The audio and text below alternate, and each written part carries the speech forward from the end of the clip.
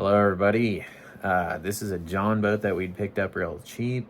My son and I are wanting to get into duck hunting on the river just due to the public land access and being able to just kind of go anywhere you want, not need permission or have to have a lease. The problem is the river is really shallow, and this Yamaha outboard that we have on it right now is hitting sandbars, and anytime you hit a shallow spot, it's just you're not going anywhere. I've seen the swamp motor kits, the mud motor kits for sale. I've always, figured if I can build it, I might as well. I don't know if it's going to be any cheaper, but we'll see how it goes. I hope you guys learned something or take something away from this video. Let me know. If you want access to any of the files, I'd be willing to share them. So just reach out and let me know in the comments. So here's the motor that I picked up on Facebook. I got like $30 into it. I kind of lucked out. I was told it came off a pressure washer and was running. It has good compression, so I'm sure it'll be fine. But this is what we have to start with. Horizontal shaft. So I've been pulling measurements off of it, kind of getting my desk all dirty. But and then I started working on a model. I'm very fortunate that I have modeling software at my disposal. So this is kind of what I've come up with so far.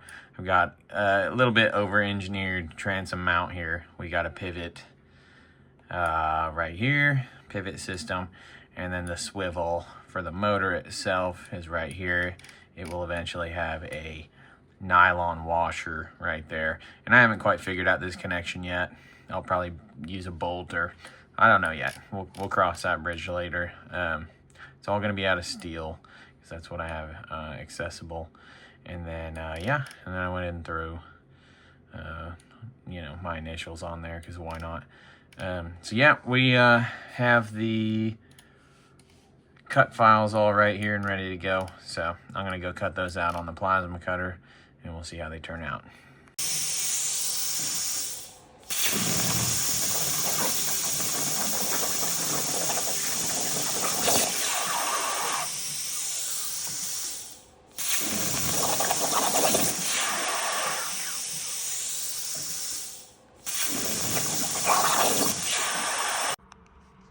Alright, so I got all the parts cut on the plasma cutter, all 1/4-inch steel, and then I went ahead and turned the pivot and the pin on the lathe, and that all came out okay.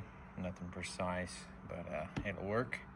I will probably put a grease zerk there at some point, but we'll see.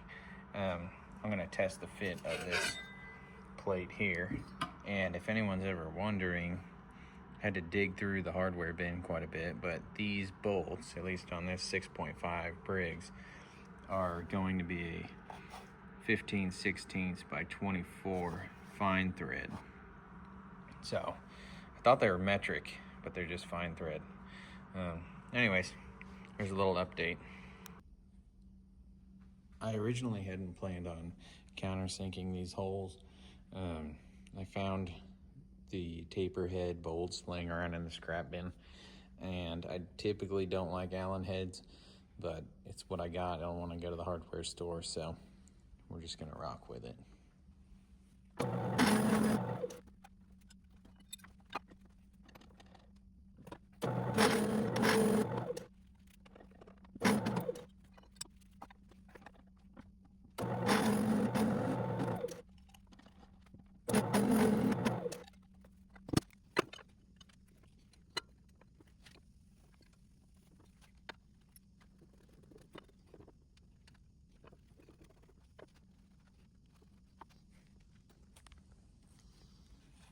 One issue I see,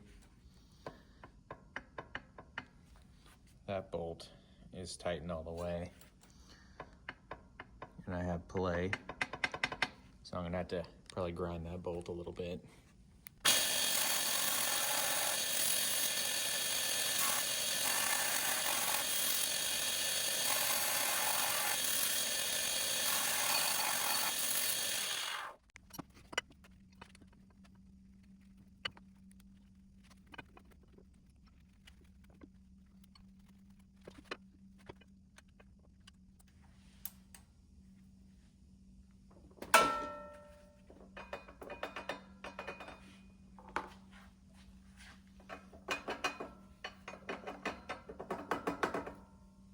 trim it. All right, so the bolts weren't short. I pulled one, it's still not fitting. Pulled one out, this sticks in almost an inch. I think that the original hardware from the pressure washer may have been metric or something. Because I hit this point in the threads where I can see the old hardware was. So I'm just gonna send it, force it, and see what happens.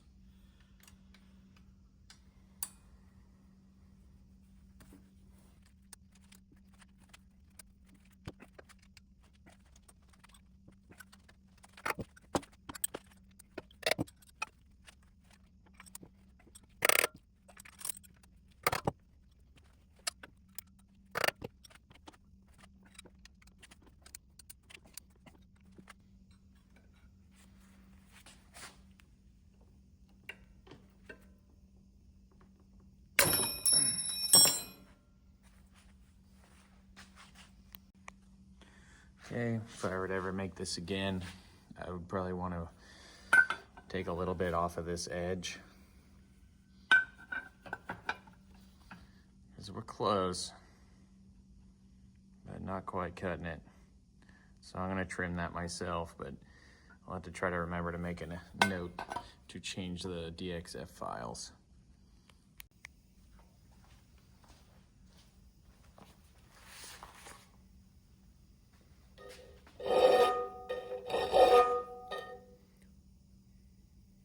So I'm gonna finish filing this, and I'm just gonna pretend that I totally did not chuck this up into the Bridgeport behind me in about the most terrifying way possible.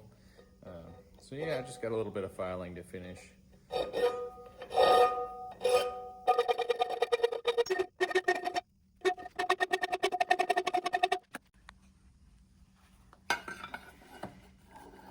And now we can see it is what I might call good enough.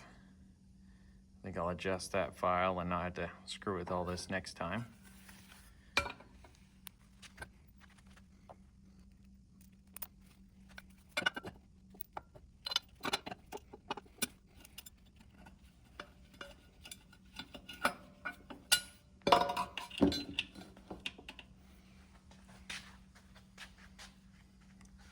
Okay, 3/8 bolts do not fit. Okay, we got a 5/16 bolt this time.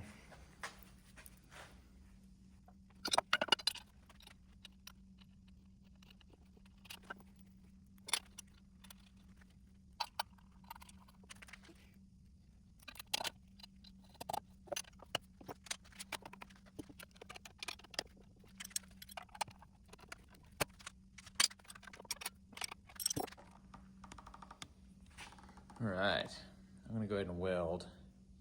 Probably should have beveled that.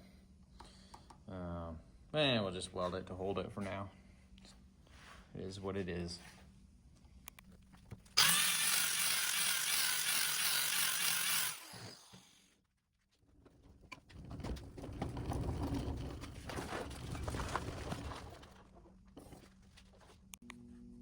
Okay, so I ground this edge up here.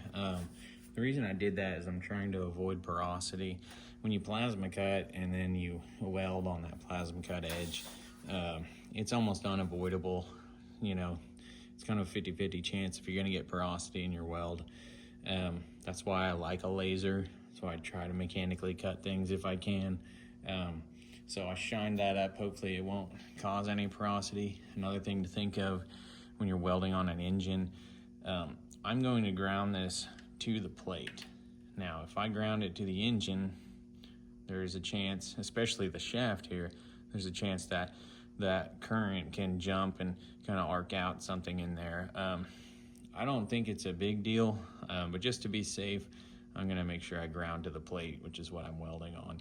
That way the current's only passing, you know, from here to here and not through the block.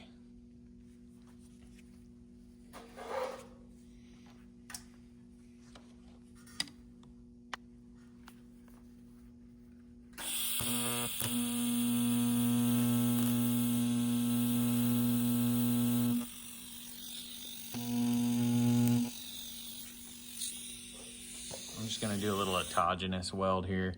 I'm gonna do a nice big fillet weld. Excuse me, I'm gonna do a nice big fillet weld on the backside, so we're just gonna hold it together.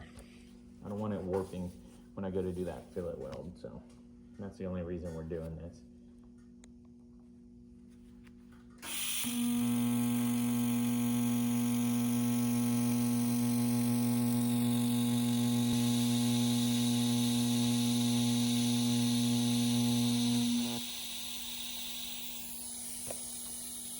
And like I said, not the prettiest weld.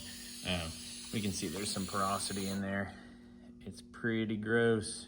But like I said, I'm just trying to hold it together so I can get a good fillet weld on the backside without it warping. So I don't really care.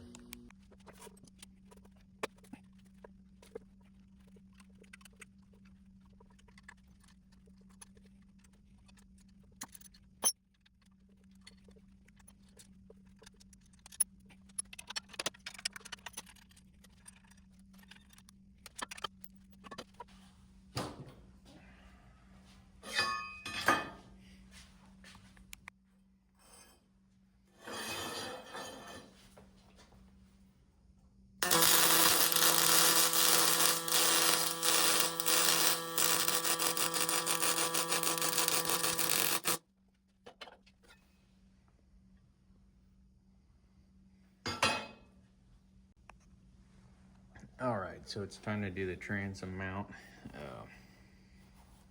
Just gonna kind of tack this up and see how it goes.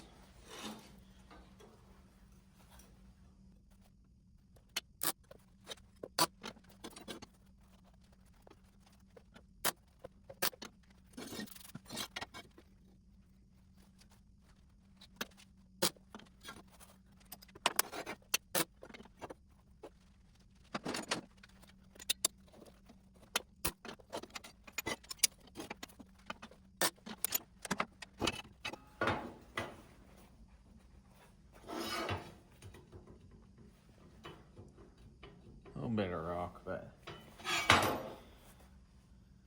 think we're just gonna call that good. What's it matter? A little bit overbuilt anyways.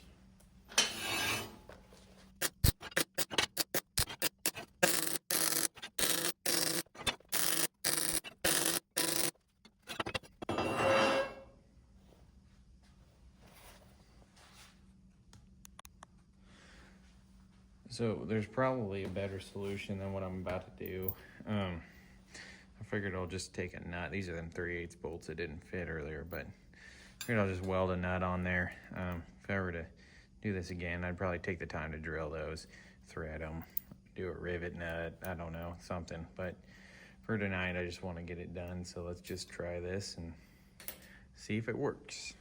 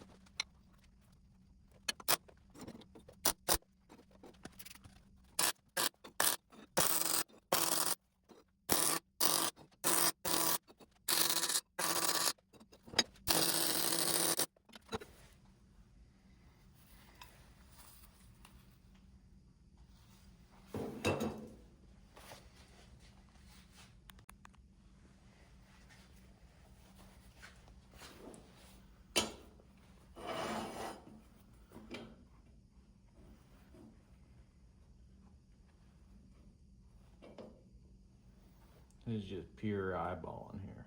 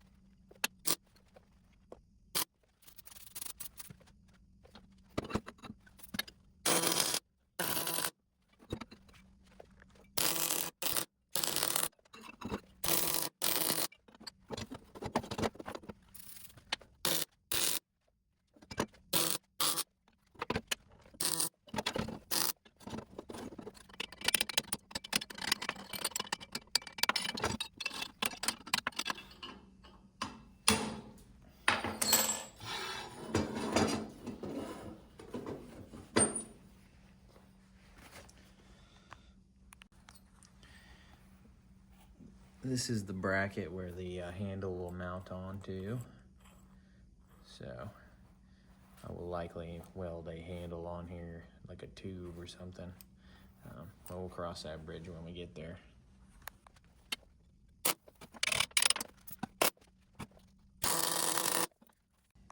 So I had designed this to where I could get a wrench into that oil drain, you know, and that's cool, but I realized that we have one down here on the other side, but oh well. I mean, I guess it's the thought that counts.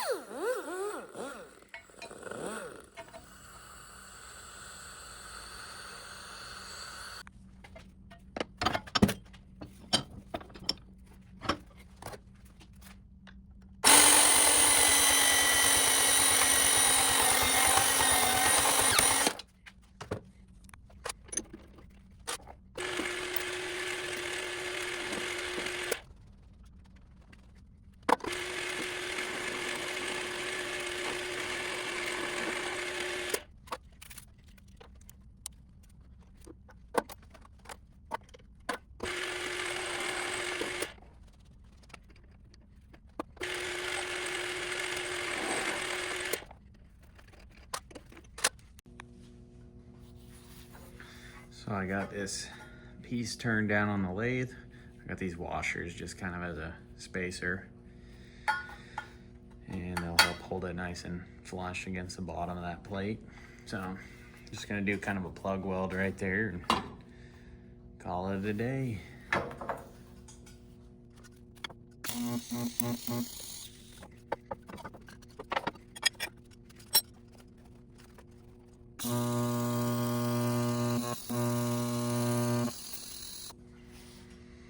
All right. Not the prettiest, but it'll work. I'm gonna let this cool down a moment before I take these washers off.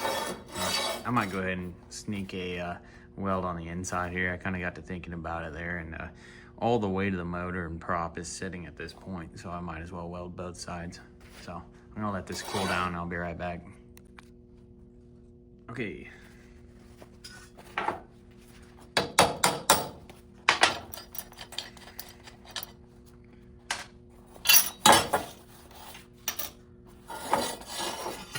Not bad, decent little joint.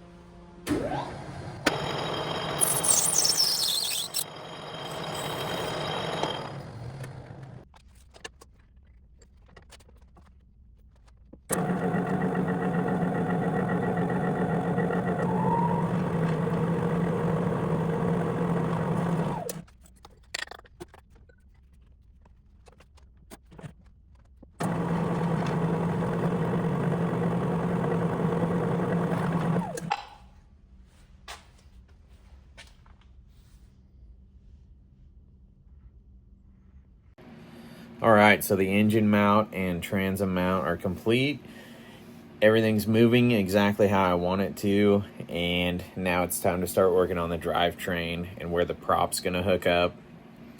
I think that I want to run the exhaust down into the water, kind of like an outboard does. I want to keep the motor quiet, and I notice in a lot of the videos of these mud motors, it's you just hear that go-kart sound, and that's fine if that's what you're into, but I kind of want to quiet it down, so I'm going to think of some ways to do that.